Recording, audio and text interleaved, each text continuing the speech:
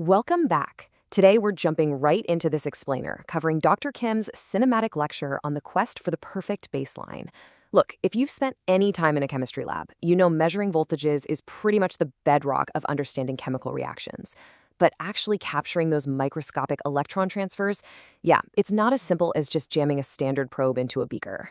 To measure anything with real accuracy, we absolutely need an anchor. And that brings us to a fundamental, kind of frustrating flaw in electrochemistry. You literally cannot measure the absolute electrical potential of a single half cell all by itself.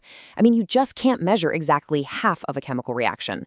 By definition, a voltage is a potential difference between two distinct points, right? So to measure the potential of your test sample at all, you absolutely have to have a stable, unchanging reference point to compare it against. It's like trying to measure a mountain's height without knowing where sea level is. So how did scientists solve this impossible puzzle? Well, they created a theoretical hero, the Standard Hydrogen Electrode, or the SHE. By international agreement, this specific electrode acts as the absolute zero point, the sea level, for all voltage measurements in electrochemistry. It gets assigned a potential of exactly 0 volts at all temperatures. Literally every other electrode on the planet is ultimately measured relative to this theoretical standard. But, and it's a big but, here's the harsh practical reality.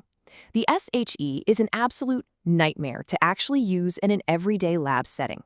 You need a constant, highly controlled supply of highly flammable hydrogen gas bubbling over a specialized platinum surface. It's bulky, it's ridiculously sensitive, and frankly, it's dangerous for routine use. This extreme inconvenience created an urgent, driving need for a secondary baseline, something we could actually use on a Tuesday morning without blowing up the lab. Part 1. Calomel, the historical heavyweight, the saturated Calomel electrode. Let's look at the saturated Calomel electrode, or SCE. This historical heavyweight is built around a pool of pure liquid mercury right at the base. Sitting on top of that is the Calomel paste. That's a mix of mercury and mercurious chloride. The whole shebang is totally submerged in a saturated potassium chloride, or KCl, salt bridge, with a little platinum wire poking out for external contact. The real stroke of genius here? That saturated KCl brilliantly ensures the chloride ion concentration stays perfectly constant, which stabilizes the entire reaction. And that specific saturated construction is absolutely crucial. Why? Because it gives the SCE a remarkably stable, highly reproducible potential of exactly plus 0.241 volts when compared to our theoretical SHE at 25 degrees Celsius. For decades, if you read an electrochemical research paper, voltages were almost always reported relative to this exact plus 0.241 volt baseline. It was, for sure, the undeniable workhorse of the lab. However, this robust historical standard has a massive fatal flaw: the severe toxicity of liquid mercury. Imagine the electrode breaks or slowly leaks its internal solution into your test sample. Suddenly, you're dealing with a major health and environmental hazard. Because of that extreme toxicity and the absolute nightmare of disposing of it safely, modern labs have largely kicked the Calomel electrode to the curb in search of something much safer. Which brings us to part 2, silver chloride, the modern champion, the Ag/AgCl reference electrode. Enter the eco-friendly successor. This modern champion has a beautifully simple, elegant design.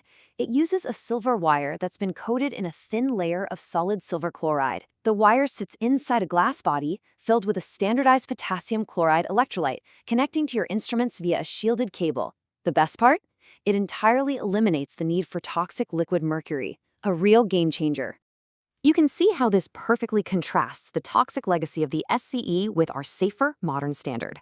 While the old SCE gave us a baseline of plus 0.241 volts, the AgCl electrode provides a super stable potential of plus 0.197 volts versus the SHE when you use a saturated KCl solution.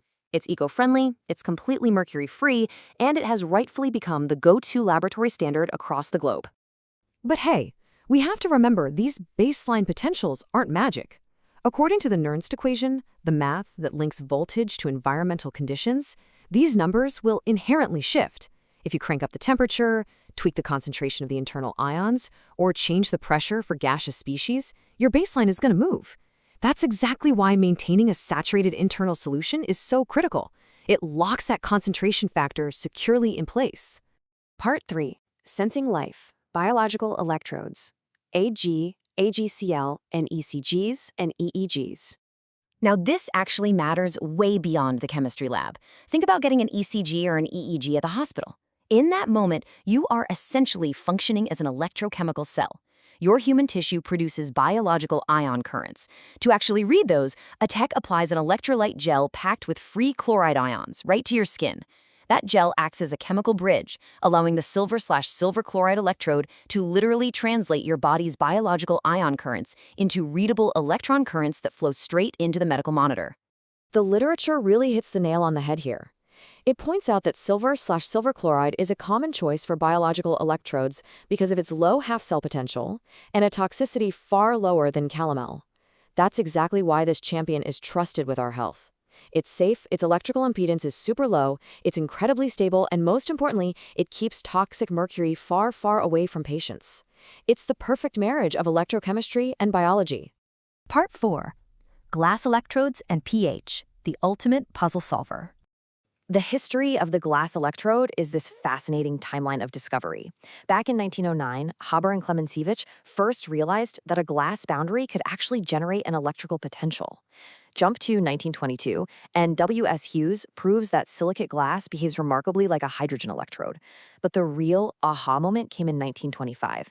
That's when PM Tukey Courage cleverly overcame the massive electrical resistance of glass, successfully analyzing the pH of tiny volumes of human blood.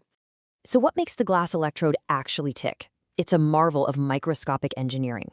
Right on the surface of the glass bulb, there's a tiny 10-nanometer boundary called the hydrated gel layer. This microscopic gateway is where the magic exchange happens. Sodium ions from the glass diffuse out, while hydrogen ions from your test solution diffuse in.